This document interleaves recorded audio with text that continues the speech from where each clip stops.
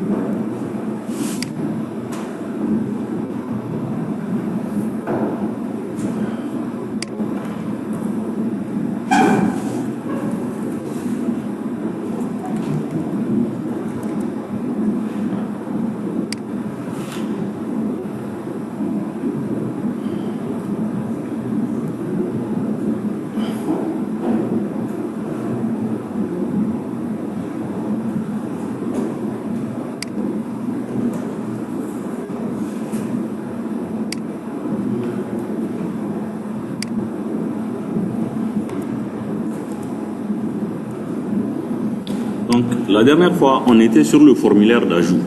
D'accord? On suit un peu, s'il vous plaît. Donc, sur le formulaire, on dit que le formulaire doit nous permettre de saisir des informations concernant une personne et d'enregistrer ces informations dans la base de données. D'accord? Lorsqu'on... Hein? Ici. Oui, le menu là, c'est moi qui l'ai ajouté. D'accord? Maintenant, ici, on dit qu'on va ajouter le nom de la personne, son prénom et son âge. Donc, on va ajouter une personne, Sani Moussa, qui a 12 ans. Lorsqu'on ajoute la personne, la prochaine étape, c'est d'enregistrer et de prendre les informations qui sont dans la base de données et de les afficher. Donc, ici, ça veut dire que concrètement, j'ai 4 éléments. 4 personnes enregistrées dans ma base de données. Quand on vérifie dans la base de données qui est présente, on va avoir localhost.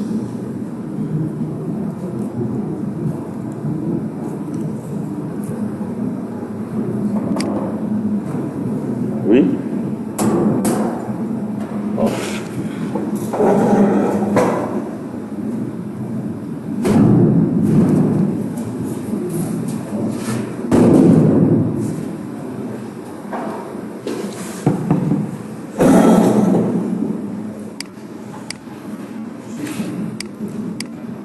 Quand on vérifie dans notre base de données,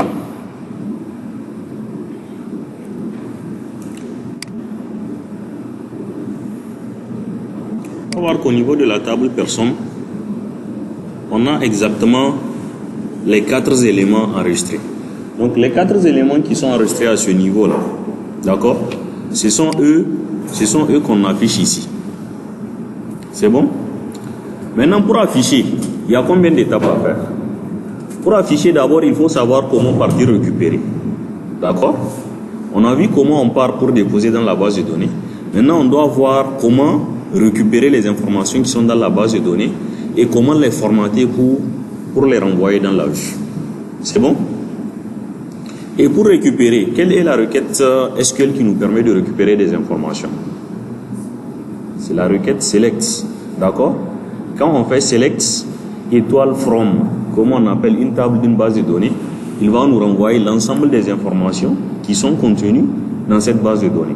Maintenant, si on fait une requête select avec une clause where, donc il va nous renvoyer des informations qui remplissent notre clause where. D'accord?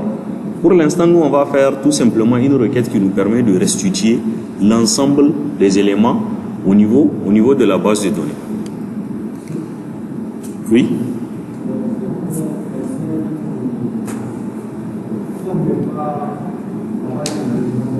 Oui. Tu as essayé? Essaye voir ce que ça va donner. D'accord? Oui? Comment récupérer? On a vu ça, non? Depuis le contrôleur, tu veux renvoyer une variable à la vue. Oui.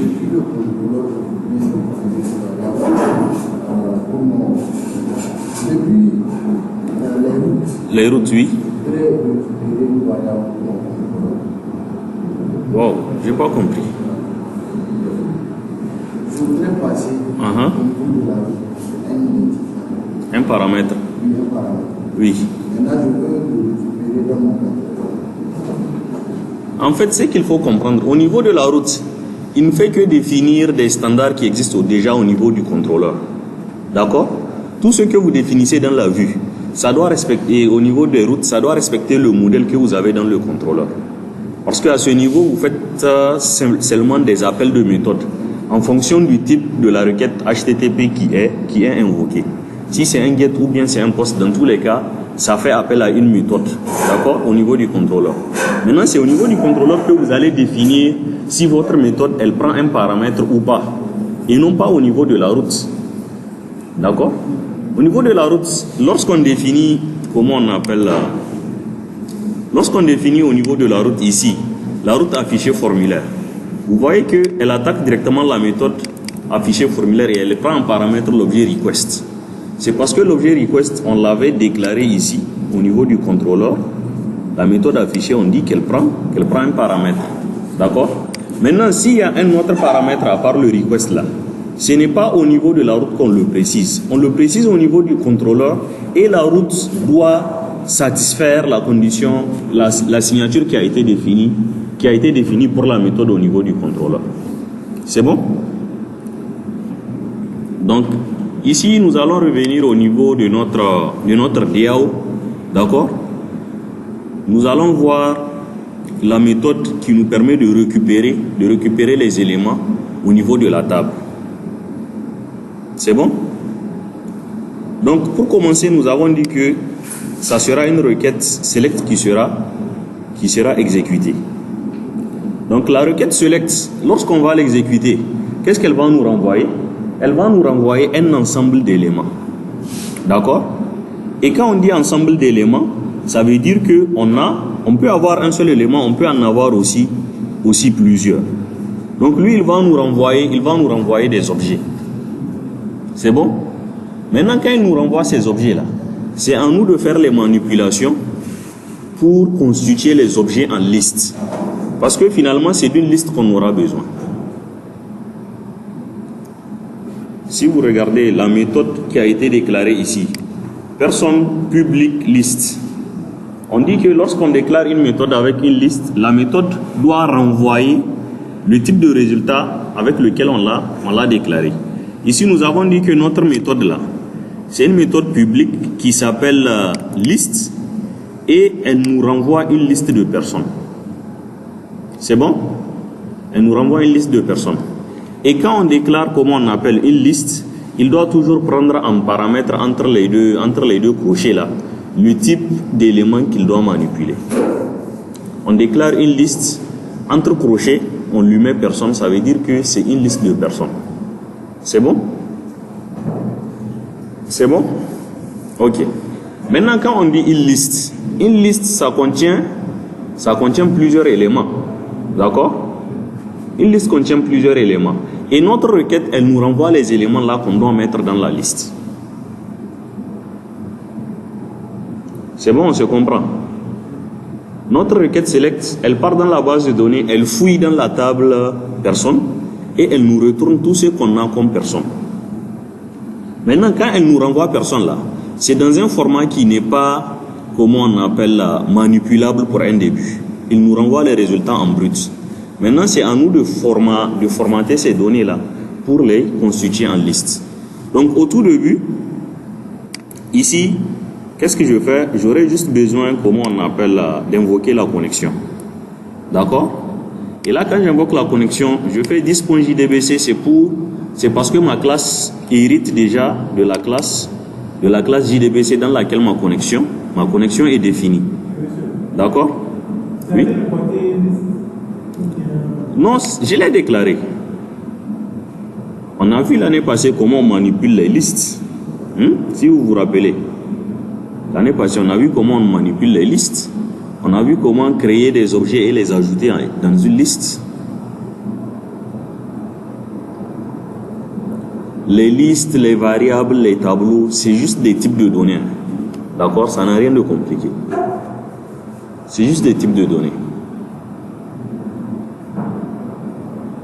C'est bon? Donc ici, on instancie un objet statement qui va nous permettre de créer, comment on appelle notre requête. Et ici, on crée une liste de personnes. Donc au début, quand on crée cette liste de personnes-là, elle est vide. D'accord? Elle est vide. On a créé la liste, mais la liste ne contient rien.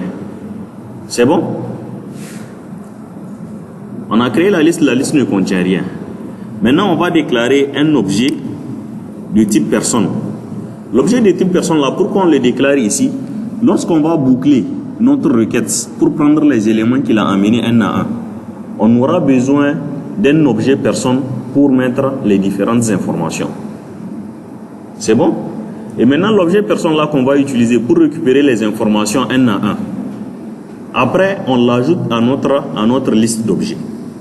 Donc, autant de fois qu'on va chaque tour de notre comment on appelle requête ici constitue la création d'un objet et l'ajout de cet objet à notre liste d'objets. C'est bon? Ici, cette instruction-là, elle va me retourner l'ensemble des personnes qui sont présentes dans la table personne au niveau de la base de données. On suit s'il vous plaît. D'accord? Ça me renvoie l'ensemble des personnes qui sont dans la base de données. Maintenant, ici, je prends le résultat de la requête qui me renvoie les résultats de la base de données et je boucle sur cette requête-là avec une boucle while. D'accord? Ici, pourquoi je n'utilise pas une boucle for? Quelle est la différence entre une boucle while et une boucle for?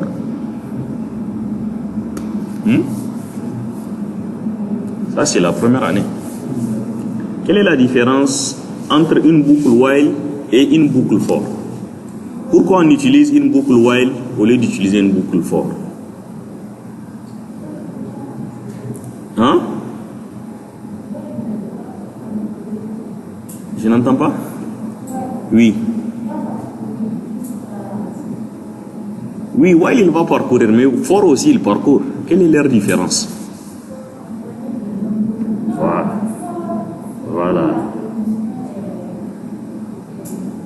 Voilà, c'est ce qu'elle a dit. On connaît d'avance le nombre d'itérations. D'accord? On utilise for lorsqu'on connaît d'avance le nombre d'itérations qu'on va faire. C'est bon? Parce que la plupart du temps, quand on utilise une boucle for, c'est qu'il y a un pas qui est précisé. Le pas, c'est-à-dire, c'est les différentes itérations qu'on va faire. Maintenant, quand on utilise une boucle while, c'est quoi? C'est qu'on ne connaît pas d'avance quel est le nombre d'itérations qu'on va faire. On va lui dire de faire l'itération autant de fois jusqu'à ce qu'une condition soit satisfaite. D'accord? Et ici, le résultat de ma requête select là que j'ai prise, qu'est-ce que je dis? Je dis il faut me boucler, comment on appelle ce résultat là, tant qu'il n'y a pas d'élément suivant.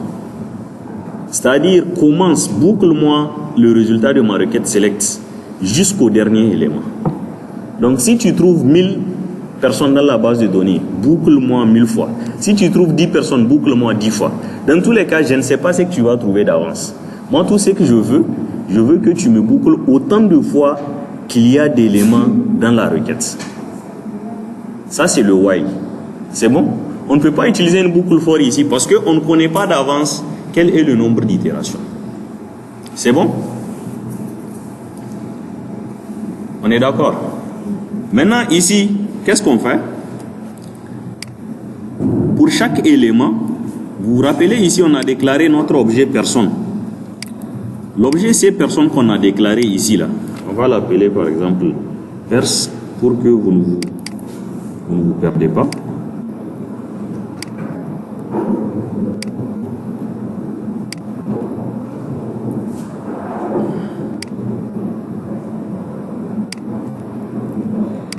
Ici, quand je viens, pour le premier élément, qu'est-ce que je fais?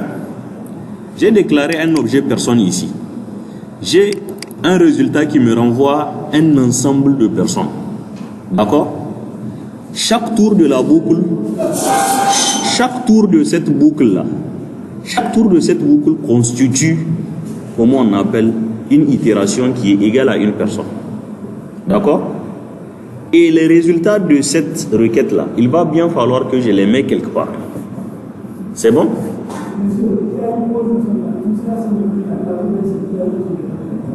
Quoi?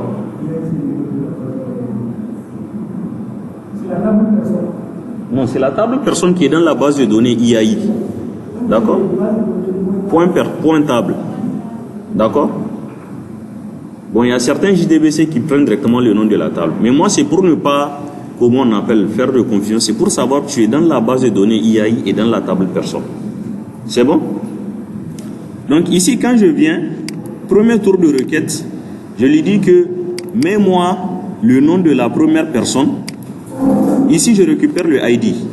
Je lui dis récupère-moi l'ID de la première personne.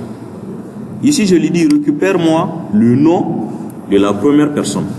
Récupère-moi le prénom de la première personne. Récupère-moi l'âge de la première personne. Donc, en ayant ces 4 éléments-là, j'ai constitué un objet personne.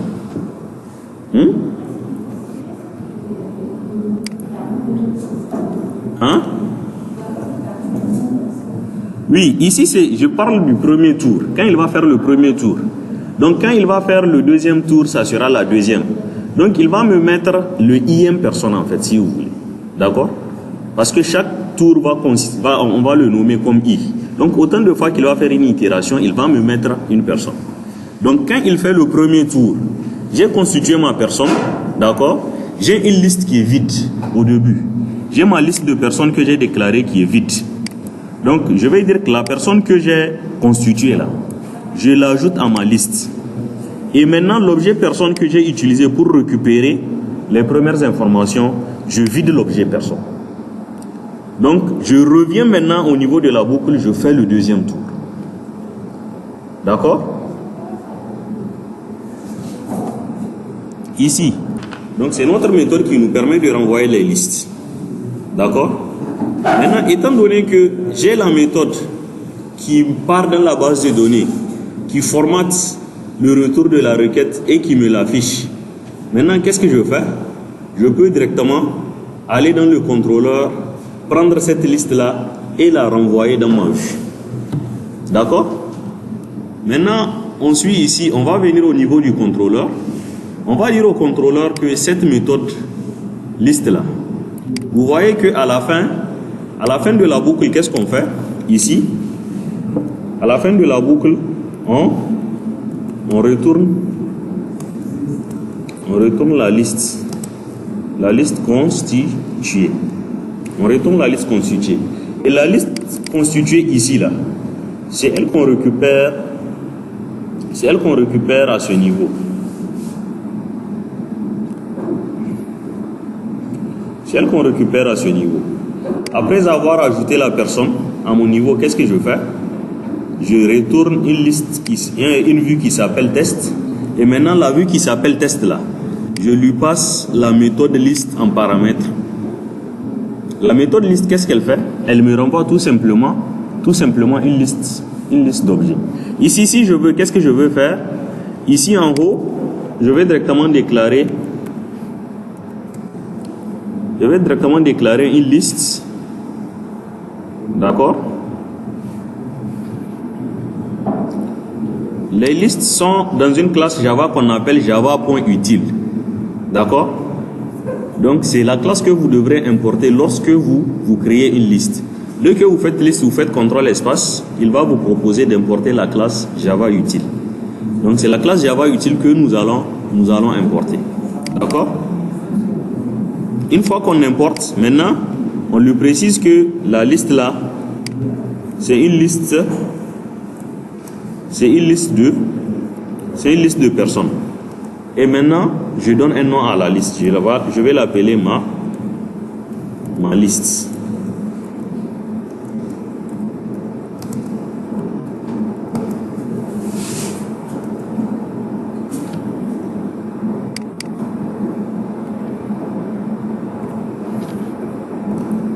Donc ici, si je veux directement la liste là que j'ai déclarée, je peux dire directement la liste là, elle va recevoir personne DAO point liste. L'instruction là est valable. Donc là, je déclare une liste de personnes, et au lieu de ici que je fasse personne.liste DAO, je peux renvoyer directement la variable. Ma liste. D'accord? Donc ici, c'est pour simplifier un peu du code que j'ai directement passé la méthode en paramètre. Parce que la méthode, dans tous les cas, elle me renvoie une liste. Donc que j'instancie la liste ou bien que je la passe directement en paramètre, dans tous les cas, elle va me renvoyer une liste. D'accord? Donc là, j'ai factorisé les lignes de code. Donc cette instruction-là, on peut l'enlever. Et ici, on dit directement que la méthode va recevoir personne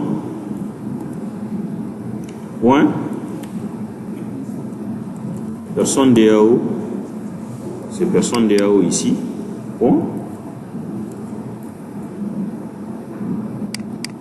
point liste. Donc j'ai ma vue HTML qui est test. La vue test là, elle va recevoir en paramètre une liste. C'est bon? On se suit. Maintenant, la liste là que j'ai renvoyée à ma vue. D'accord? La liste là que j'ai renvoyée à ma vue. Voilà comment je vais aller la récupérer. Je vais ouvrir ma vue test qui est là.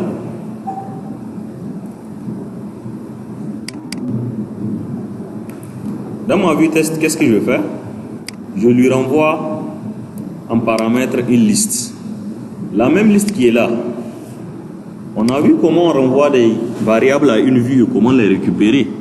On a dit que lorsqu'on renvoie des variables à une vue, on doit les récupérer dans l'ordre dans lequel on les a renvoyés. D'accord? Si vous avez renvoyé des int, des strings et des booléens, vous devrez exactement les récupérer dans ce même ordre-là. D'accord?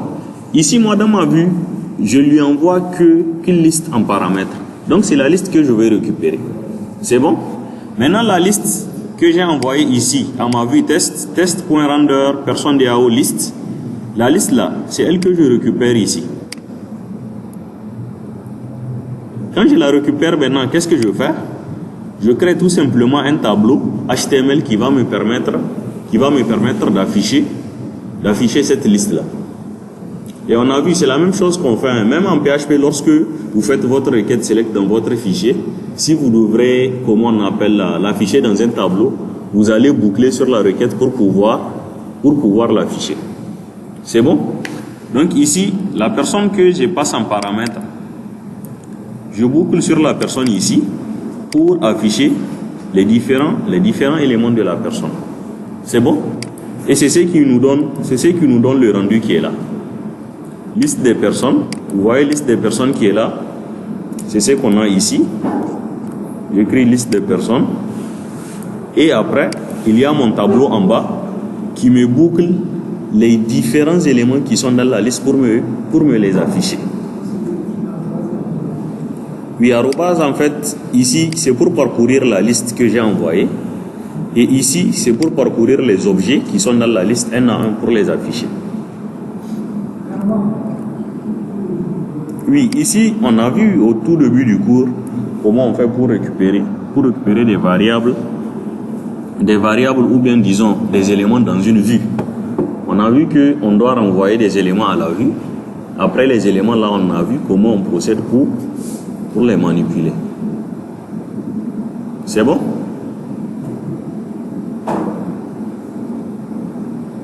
Entre nous, c'est pas difficile, non? C'est juste un algorithme qu'on définit. Et maintenant, quand vous définissez votre algorithme, d'accord, vous l'implémentez. Donc, quel que soit le langage dans lequel vous faites vos cours ou bien vos recherches, si c'est de la programmation et que vous êtes face à un problème, essayez d'oublier l'aspect Java là. Maintenant, revenez à l'aspect algorithme. Je voudrais faire telle chose. Quelles sont les différentes procédures que je dois combiner pour avoir mon résultat? D'accord? Lorsque vous rentrez en cuisine et que vous voudrez préparer une sauce, on est d'accord qu'il vous faut un certain nombre d'éléments pour préparer ce dont vous avez besoin. Ou bien? Donc c'est la même chose ici.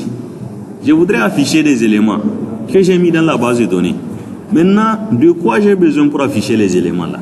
Établissez votre algorithme. Et maintenant, si l'algorithme est clair, vous-même vous êtes convaincu que voilà ce dont vous avez besoin pour faire l'élément. Maintenant, essayez de faire l'implémentation dans le langage. C'est tout. C'est bon? Chaque problème, revenez à l'algorithme. Détaillez comment vous devrez le résoudre. Vous établissez le problème et maintenant vous venez, vous l'implémentez. Ici, ce qu'on a vu, c'est tout simplement le déroulement d'un algorithme. On a dit que Java, c'est un langage orienté objet, c'est vrai. Mais toutes les méthodes qu'on définit pour, comment on appelle, apporter des solutions à un problème donné, c'est tout simplement un ensemble de fonctions et de méthodes. Et qui dit fonction ou procédure, dit forcément implémentation d'une logique algorithmique dans un langage évolué. C'est bon? Oui. Oui.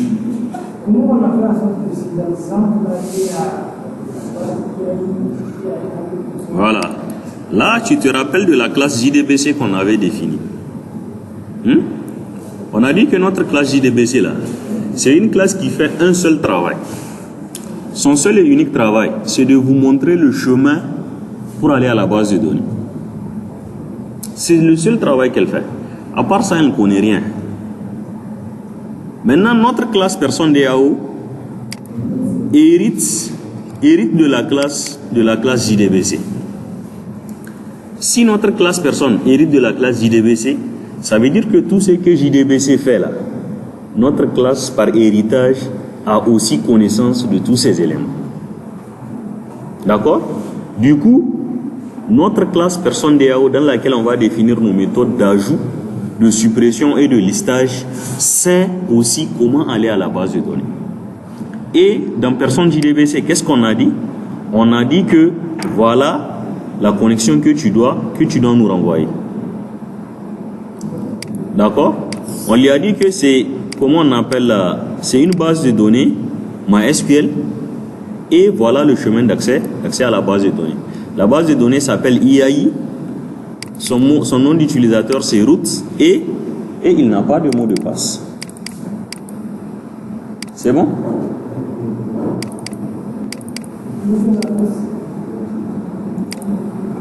Là, c'est bon? Non?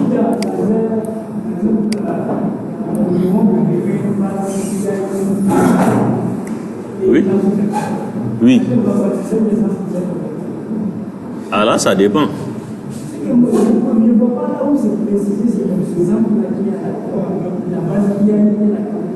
Moi, dans mon cas, j'ai une seule base de données. et j'ai une seule instance de MySQL. Dans tous les cas, sur votre machine, qu'est-ce qui va vous pousser à avoir plusieurs MySQL installés? C'est un seul. Et hein? Oui.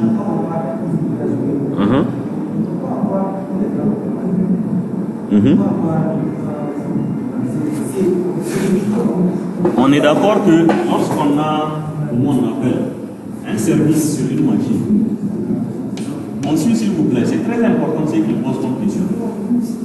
Un service qui tourne sur une machine utilise toujours un port. Il utilise toujours un port. Quand vous avez EasyPHP installé et WOMP installé, c'est bien sûr un des aspects sur un port. Si notre cours sur 0.3.06, forcément notre voie tourne sur 0.3.06. Ils peuvent tous tourner sur le port à condition que vous les allumez pas en même temps. À condition que vous les allumez pas en même temps. Oui, si vous les allumez en même temps, c'est normal que vous ne pouvez pas, c'est bien sûr, il y a des qui va tourner à votre temps. Deux applications sur une maison magique. Pourquoi les applications sont compliquées? Pourquoi les applications? Oui, c'est justement la question qui est posée. Pourquoi l'intérêt d'avoir deux serveurs sur votre machine? Si vous installez comme bien PHP, ce que je ne sais pas, vous avez besoin de code PHP, vous avez besoin d'un code PHP de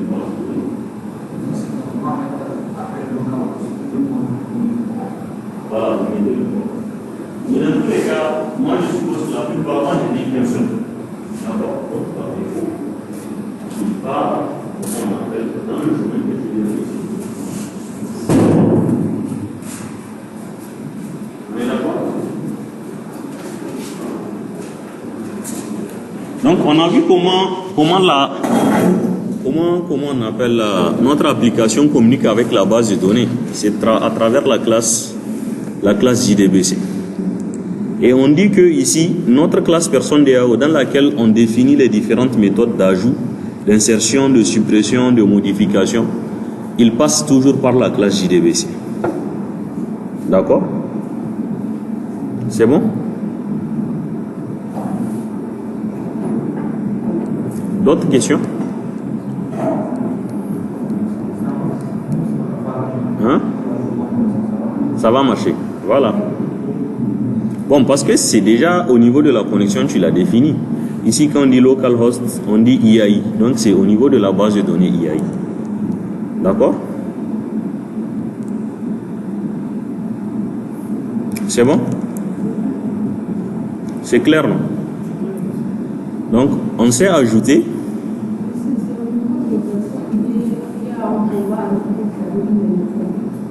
Oui, c'est à ce niveau qu'on va définir. On sait comment aller à la base de données.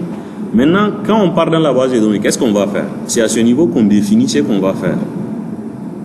D'accord? Voilà.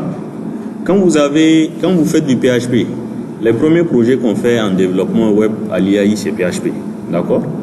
Vous avez votre fameux fichier connexion.php qui vous permet de vous connecter à la base de données. Le fichier là, dans chaque fichier HTML ou bien dans chaque fichier PHP, qu'est-ce que vous faites?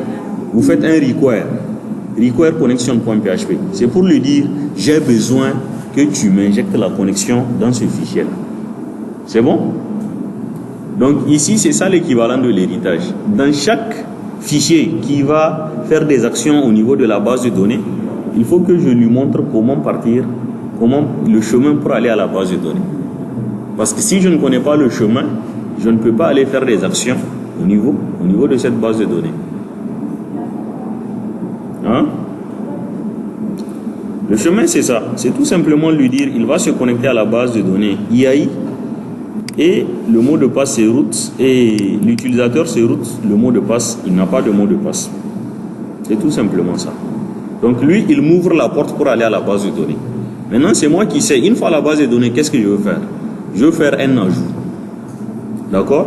L'ajout là que je veux faire, c'est des éléments qu'on va saisir sur un formulaire.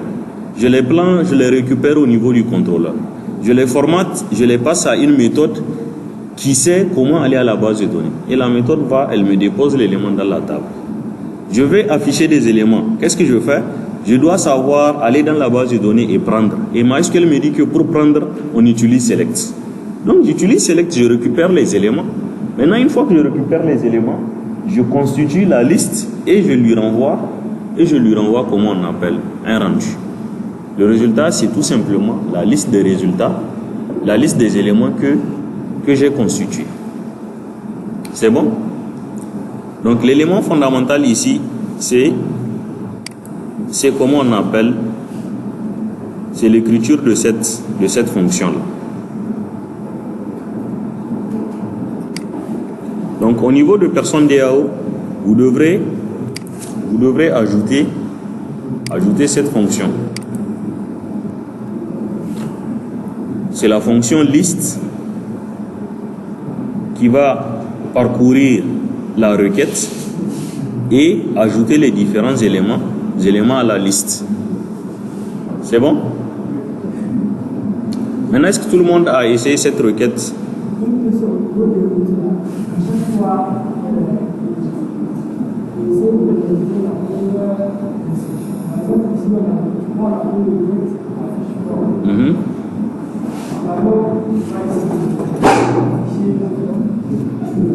Niveau de l'annonce, l'ordre de définition des routes, l'ordre de définition des routes n'est pas forcément l'ordre d'exécution. C'est pas parce qu'on a mis chez nous la définition, mais c'est forcément, c'est comme ça. Ça dépend. Ici, tu les définis tout simplement les routes. Maintenant, ce n'est pas parce que tu as défini le premier élément que c'est lui qui va se définir la première question. C'est pas comme ça que ça marche. L'ordre importe que la suite. On est d'accord?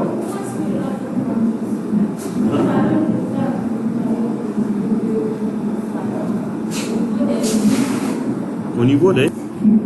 Donc, voilà le code de la suppression. C'est bon? Voilà. Ici, on peut directement écrire la requête là, ici. Hein. C'est la même chose. Ce qu'on a ici, là, on peut directement l'écrire ici. C'est la même chose. Donc, on va lui dire que le paramètre là, qui est défini ici, c'est lui le ID. On lui passe ça en paramètre et on exécute la suppression. Une fois que la suppression est exécutée, d'accord, on renvoie un message d'erreur. Un message, comment on appelle, de succès.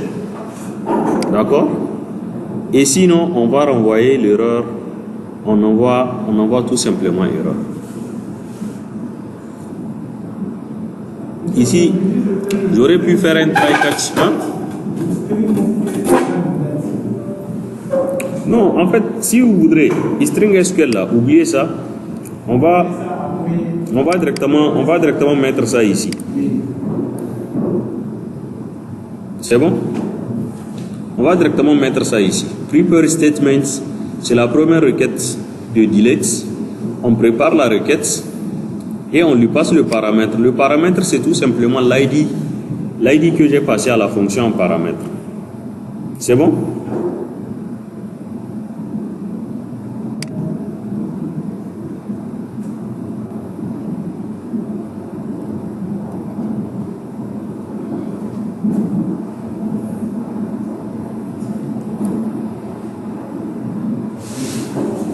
Oui.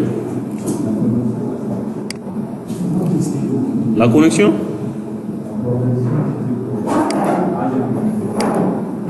Voilà la fonction supprimée. Elle est là. Elle fait 5 lignes. Ou disons quelques lignes. C'est tout. Hein? Comment tester une liste de variables si il y a un élément de C'est pas con.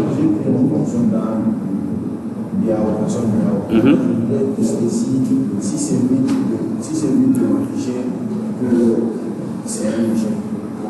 Voilà. Maintenant, regarde là où tu exécutes, quand tu prépares la requête et que tu mets le contenu. Regarde là où tu exécutes la requête, ici. Prepare statement.execute. Donc tu peux déclarer une variable int qui va recevoir le résultat de cette exécution. Si la variable là est supérieure à 0, ça veut dire que ta requête n'est pas vide, elle s'est bien exécutée. Si elle est supérieure à 0. Maintenant, si elle est égale à 0, ça veut dire que rien n'est fait. D'accord? Supposons que tu veux récupérer un objet pour l'afficher. Hein? Ou bien tu as fait une suppression, tu veux voir si la suppression a marché. Donc tu vas regarder, est-ce que l'instruction s'est exécutée? Si elle s'est exécutée, elle va renvoyer au moins une occurrence. Sinon, elle ne renvoie aucune occurrence. Donc c'est bon, tout le monde a écrit la fonction de suppression. Oui?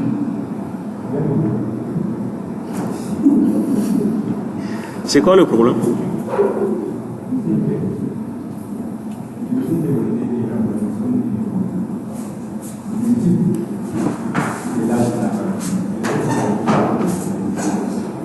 Le type? Oui.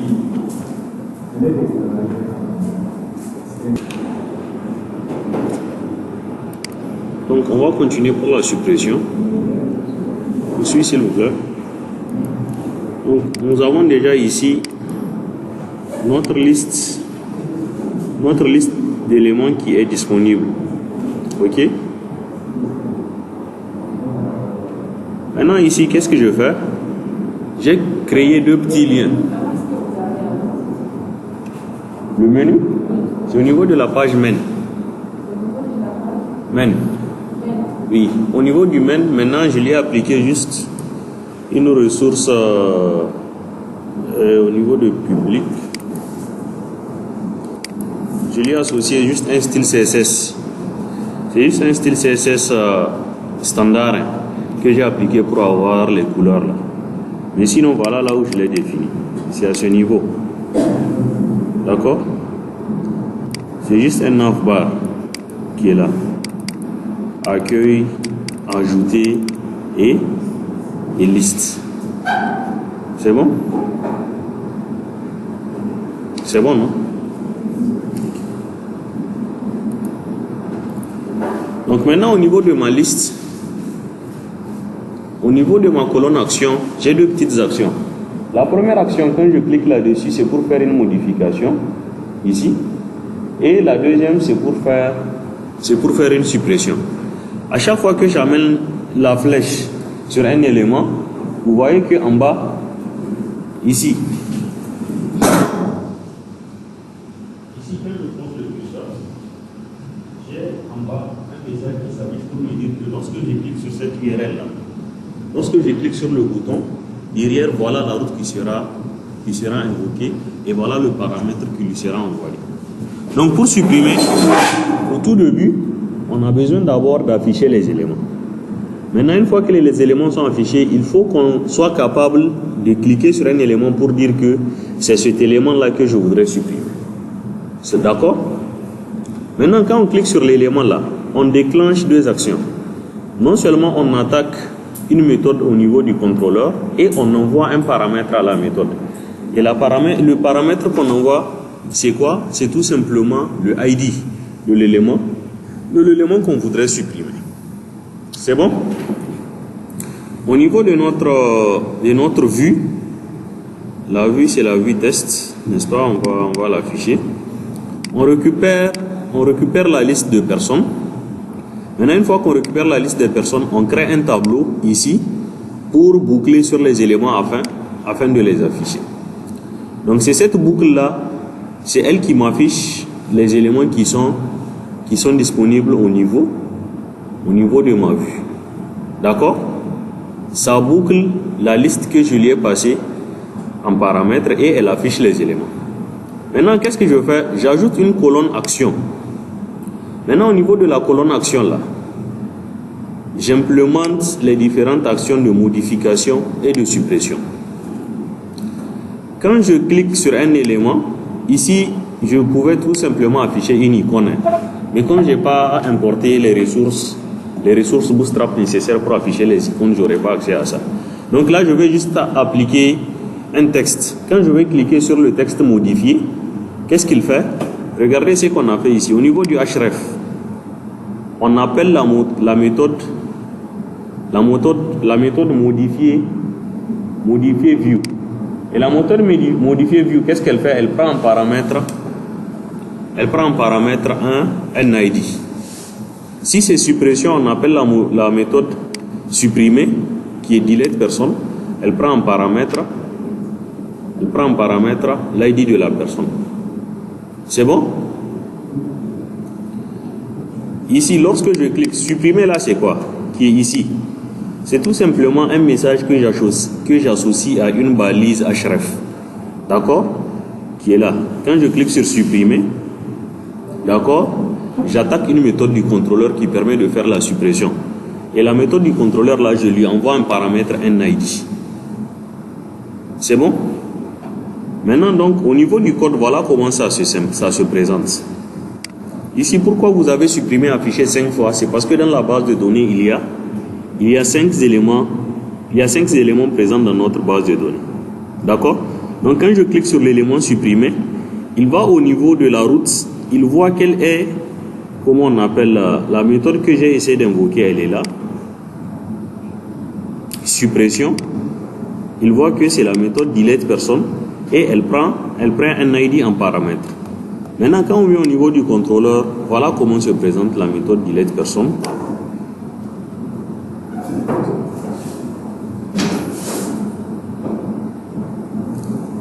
La méthode delete personne, qu'est-ce qu'elle fait? Elle prend le ID en paramètre, d'accord?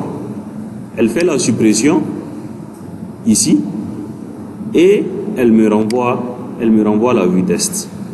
Moi, je ne fais aucun contrôle ici. Je fais directement la suppression et j'envoie la vue. Maintenant, à votre niveau, si vous voulez, vous pouvez faire des contrôles. D'accord? On peut faire des contrôles pour voir est-ce que la suppression a marché ou bien elle n'a pas marché avant de renvoyer la vue. C'est bon? Est-ce que tout le monde suit?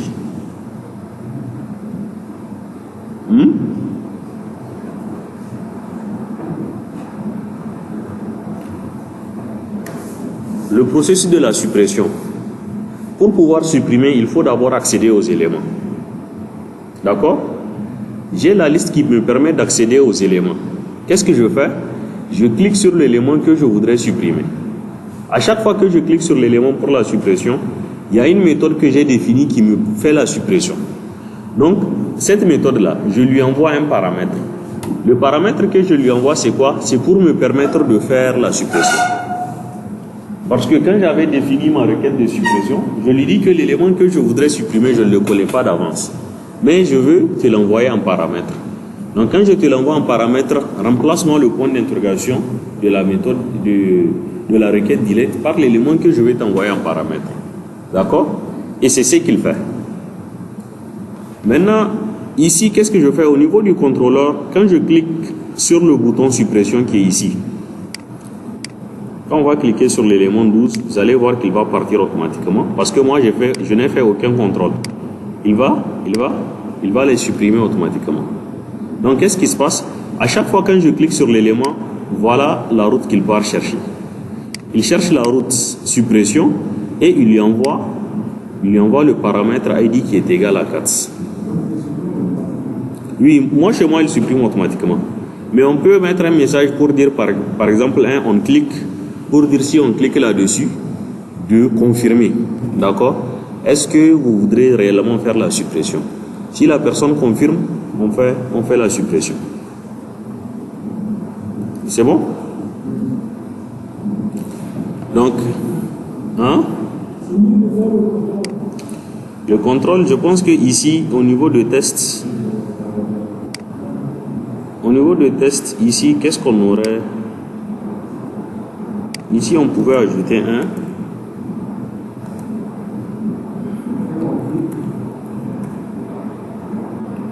Et on met le message, n'est-ce pas?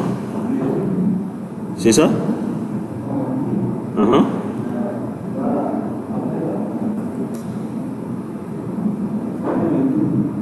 On clique ici dans la parenthèse. On met un return. N'est-ce pas? Maintenant, au niveau du return, qu'est-ce qu'on fait? C'est une parenthèse ou bien des quotes? Return.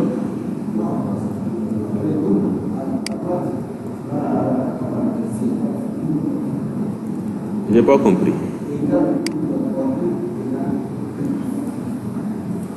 Égal.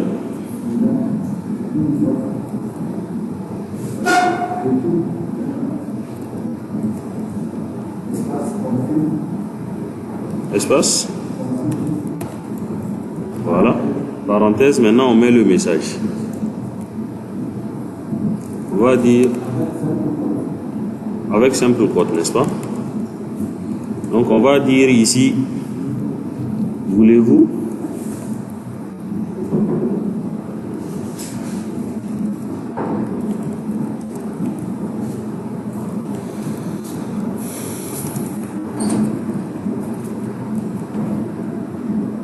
C'est bon?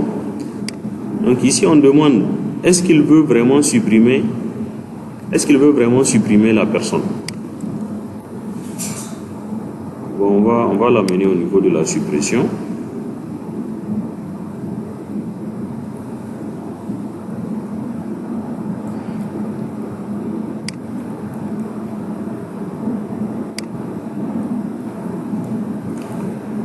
Ici,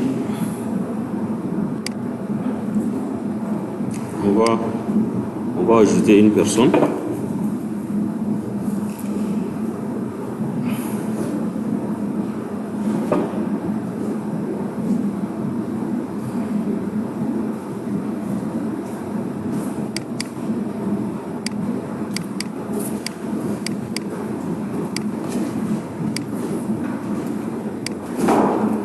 Voilà, ça c'est le message.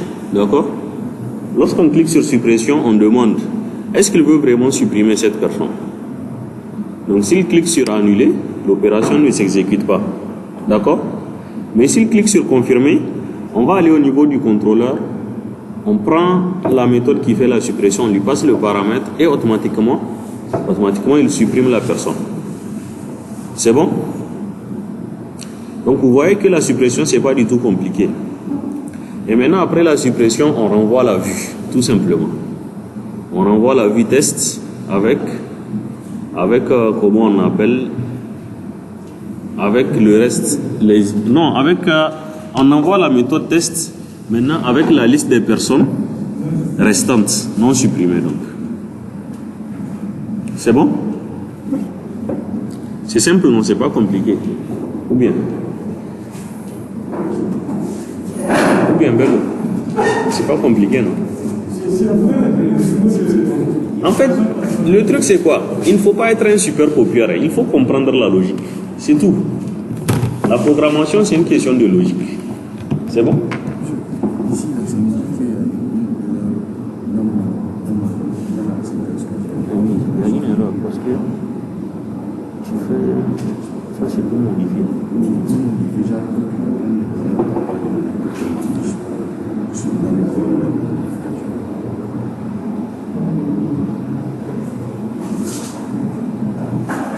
Quelle est l'erreur? Je peux voir l'erreur.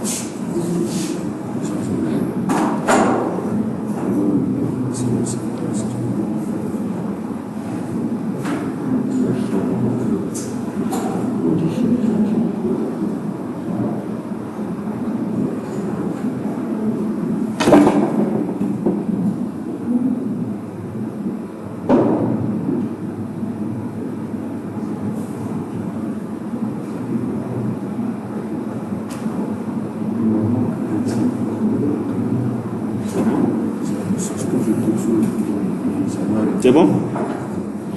Il va me renvoyer la liste des personnes initiales moins celle que j'ai supprimée. C'est bon? C'est simple, hein, c'est pas compliqué. Du moment où au niveau de la vue, là où vous faites l'affichage ici, du moment où vous avez pu préciser la fonction et le paramètre, c'est ça le grand travail. Vous précisez ici, quand on clique sur le href, quand on va cliquer ici sur notre bouton supprimer qui est là, qu'est-ce qu'il faut faire? Il faut aller m'appeler la méthode delete person et tu lui passes le paramètre. Pourquoi je fais p.getID? Parce que je suis dans la boucle. Donc il va m'envoyer l'idée de l'élément de la boucle sur laquelle je me présente. D'accord? elle me le renvoie en paramètre. C'est bon? Pourquoi tu as fermé ton ordinateur?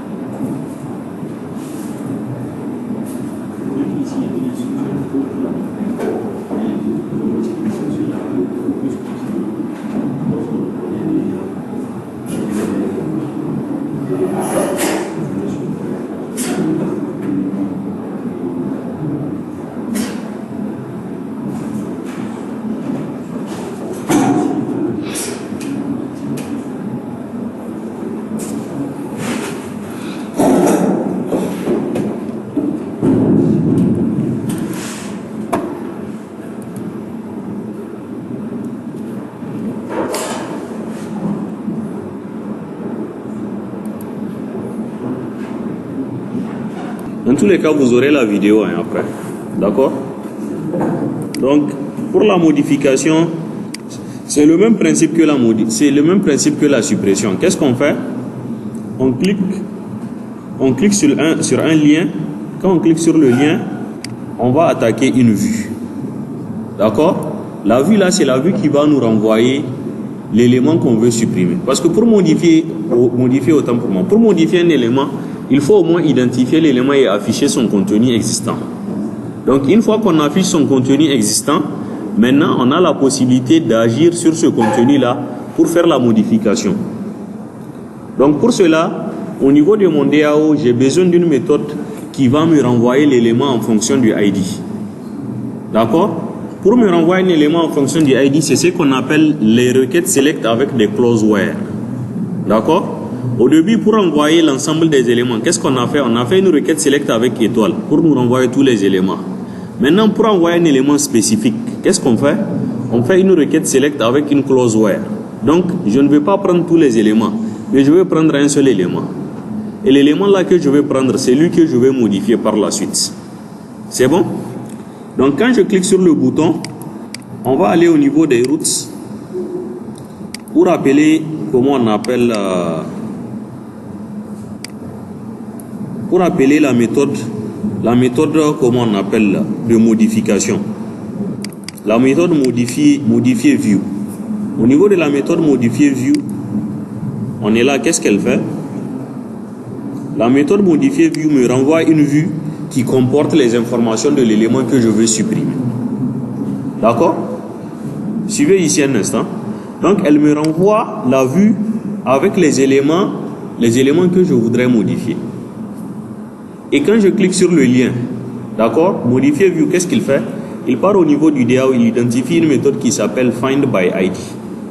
La méthode Find by ID, ça veut dire quoi? Tout simplement rechercher en fonction du ID. Rechercher en fonction du ID, qu'est-ce qu'il fait? C'est la même procédure standard. On prépare une requête ici. La requête qu'on va préparer, on va faire un select étoile from EI person where ID égale au paramètre que je viens de passer. D'accord? Select étoile sans clause where me renvoie l'ensemble des éléments de la table. Select avec un ID spécifique me renvoie un seul élément. Un seul, pas plus. D'accord? Parce qu'il n'y a aucun élément qui a l'ID de l'autre dans la base de données. D'accord? Maintenant, une fois que j'ai fait ma requête, je lui passe en paramètre le ID sur lequel j'ai cliqué au niveau de la vue. D'accord? Ici, quand je clique sur modifier, regardez qu'est-ce qui se passe. Il va m'afficher une vue avec les informations déjà existantes. D'accord? Quand je clique, au lieu de 50, je lui donne et j'enregistre. Vous voyez que là, j'ai passé de 50 à 555. Donc, qu'est-ce que je fais? Je clique sur modifier, j'affiche la vue avec les éléments de l'objet. Et ça, qu'est-ce qui me fait ça? C'est cette méthode-là, Find by ID. Elle part dans la base de données, elle me prend l'objet correspondant. C'est bon? Elle me prend l'objet correspondant et elle me l'affiche. Elle me l'affiche d'abord dans un premier temps. Quand elle me l'affiche, je viens au niveau de la vue, je vois que je retourne une vue qui s'appelle Update. La vue Update, elle est là. Voilà son contenu. D'accord? Elle prend en paramètre une personne. D'accord? Et elle m'affiche. On crée un formulaire pour afficher son contenu. Et là, pour afficher le contenu de la personne, non seulement les balises name, le name doit correspondre au nom que vous avez déclaré. Au nom que vous avez déclaré ici, dans le Pojo. D'accord? Mais aussi, les values, c'est pour récupérer les valeurs de la personne que vous avez passée en paramètre. D'accord? Donc, c'est la raison pour laquelle quand je clique sur modifier, ici, au lieu d'enregistrer, on va appeler le bouton modifier. On enregistre. C'est pourquoi ici, quand on clique sur... quand on va cliquer sur modifier, on voit que ici, le bouton va s'appeler modifier. D'accord? Donc, quand je clique sur le bouton modifier, qu'est-ce qui se passe? Ici, il va aller au niveau de la route. Il va déclarer une route de type post. D'accord? Et il associe à ça la méthode update. Et la méthode update, à ce niveau, qu'est-ce qu'elle fait? Voilà la route qui sera appelée. C'est cette route-là, post, update personne. Qu'est-ce qu'elle fait, la méthode update personne? Elle est là.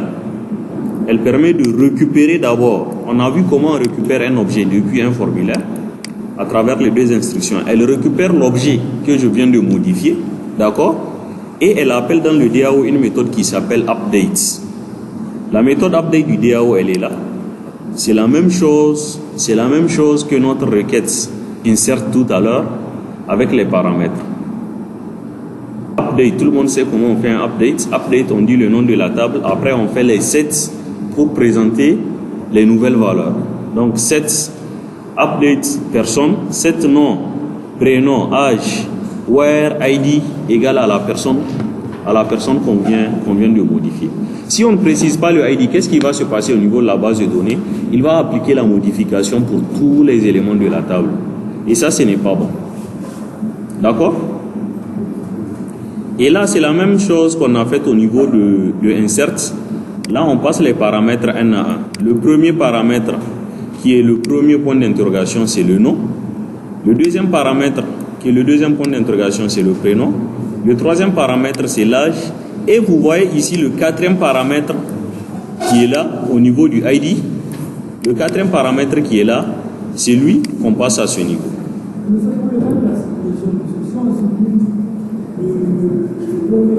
Oui.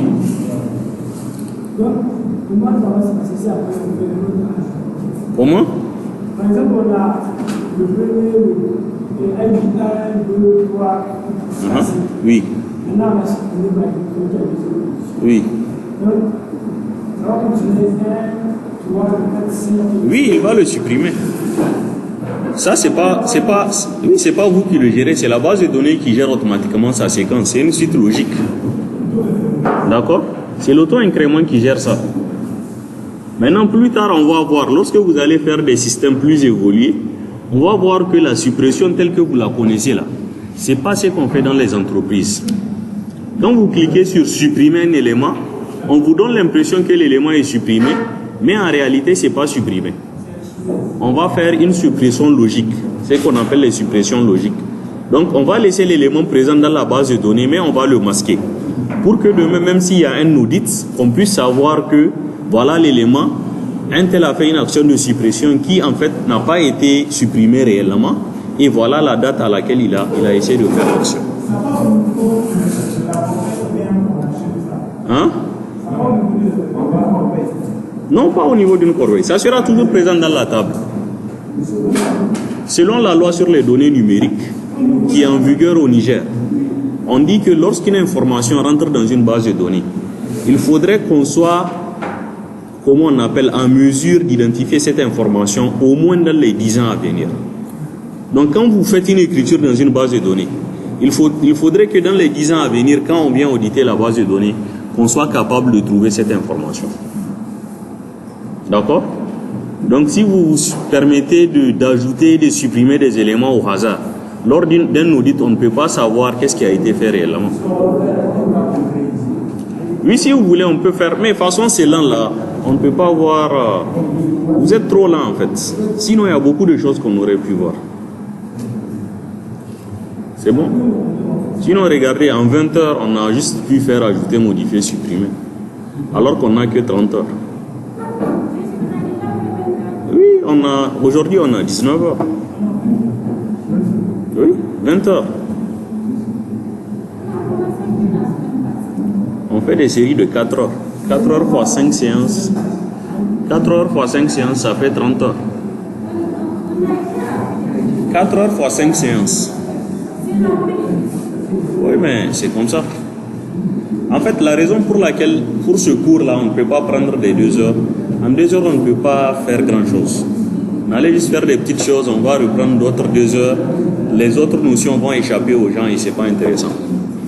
Donc, c'est à vous de vous adapter, en fait. C'est bon? À la vidéo.